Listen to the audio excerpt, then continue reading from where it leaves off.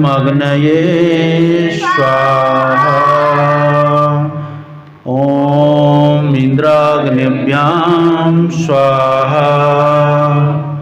ओम विष्णुवे स्वाहा। ओम भूराग्नये स्वाहा। अग्नये नमः। ओम भुवर्वायुवे स्वाहा। इदं वायुवे इदं नमः। ओम शौरादित्याय स्वाहा। इदं आदित्याय इदं नमः।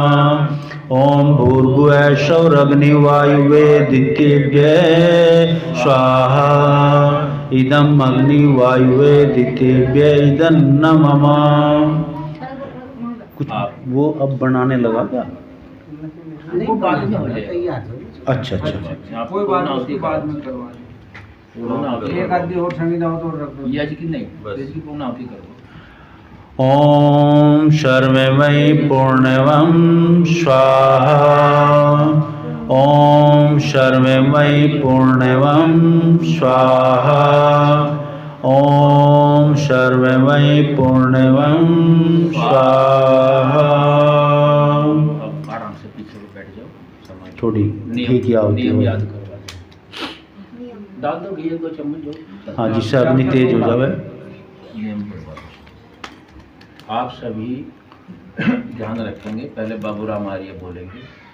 मनुष्य जाति की उन्नति के लिए हमारे महापुरुषों ने हमें कुछ नियम दिए हैं।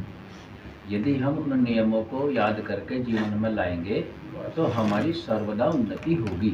वे नियम एक बार वे बोलेंगे, दूसरी बार हमें बोलना है। वे नियम इस प्रकार हैं।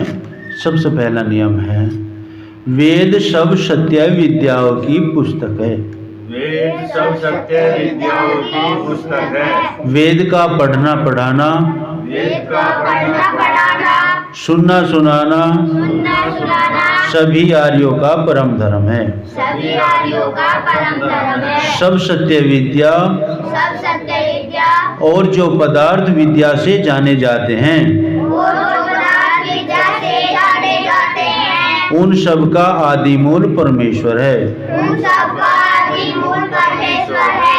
ईश्वर सच्चिदानंद स्वरूप, ईश्वर सच्चिदानंद स्वरूप, निराकार सर्वशक्तिमान न्यायकारी, निराकार सर्वशक्तिमान न्यायकारी, दयालु अजन्मा अनंत, दयालु अजन्मा अनंत, निर्विकार अनादि, निर्विकार अनादि, अनुपम अनुपम, सर्वाधार सर्वेश्वर, सर्वदा सर्वेश्वर, सर्वव्यापक सर्वंतर्यामी, सर्वव्यापक सर्वंतर्यामी, अजर अमर अभय, अजर अमर है, नित्य पवित्र और सृष्टि करता है। नित्य पवित्र और सृष्टि करता है। उसी की उपासना करने योग्य है। उसी की उपासना करने योग्य है। नंबर 4, नंबर 4, सत्य के ग्रहण करने में सत्य के ग्रहण करने में और असत्य के छोड़ने में और सत्य के छोड़ने में सर्वदा उद्यत रहना चाहिए। सर्वदा उद्यत रहना चाहिए। 5वां नियम है, 5वां नियम है, सब काम धर्मानुसार सबका धर्मानुसार अर्थात अर्थात सत्य और असत्य को विचार करके करने चाहिए। सत्य और असत्य को विचार करके करने चाहिए।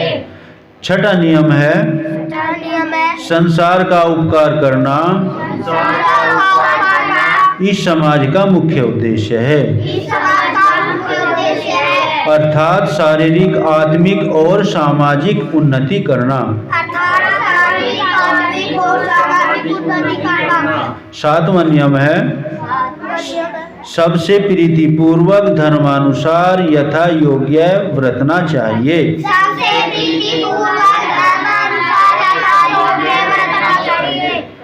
8वां नियम है, अविद्या का नाश और विद्या की वृद्धि करनी चाहिए। अविद्या का नाश और विद्या की वृद्धि करनी चाहिए। और 9वां नियम है, प्रत्येक को अपनी उन्नति से संतुष्ट न रहना चाहिए, प्रत्येक को अपनी उन्नति से संतुष्ट न रहना चाहिए, किंतु सबकी उन्नति में ही अपनी उन्नति समझनी चाहिए। किंतु सबकी उन्नति में अपनी उन्नति समझना आर्य समाज का 10वां नियम है सब मनुष्यों को सामाजिक सर्वहितकारी नियम के पालने में स्वतंत्र रहना चाहिए। सब मनुष्य को सामाजिक सरकारी नियम पालने में स्वतंत्र रहना चाहिए और प्रत्येक हितकारी नियम में सब स्वतंत्र रहें। और प्रत्येक हितकारी नियम में सब स्वतंत्र रहें। ये आर्य समाज के 10 नियम हैं। चम्मच रख दीजिए और यजमान सिद्ध होकर के बैठेंगे। जैसे भी जुड़ते हो हाँ, आप रखो मंत्र जी कैसे रखिए। सभी मिलकर के यजमान को आशीर्वाद देंगे।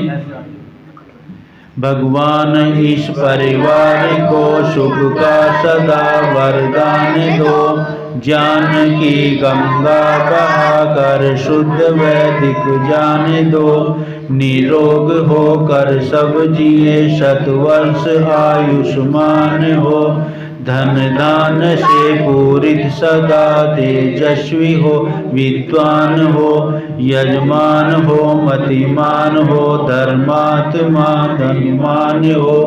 भगवान इस परिवार को सुख का सदा यजमान दो, ज्ञान की गंगा बहाकर शुद्ध वैदिक जान दो।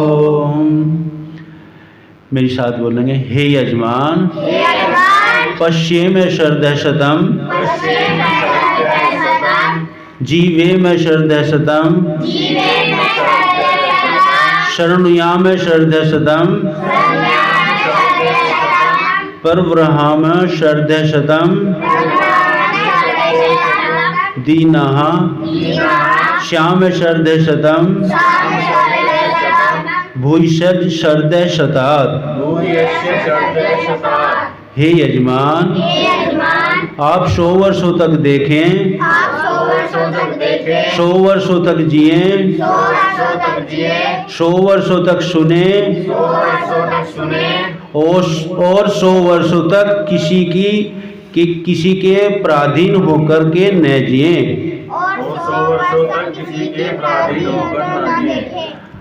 हे यजमान आपका कल्याण हो।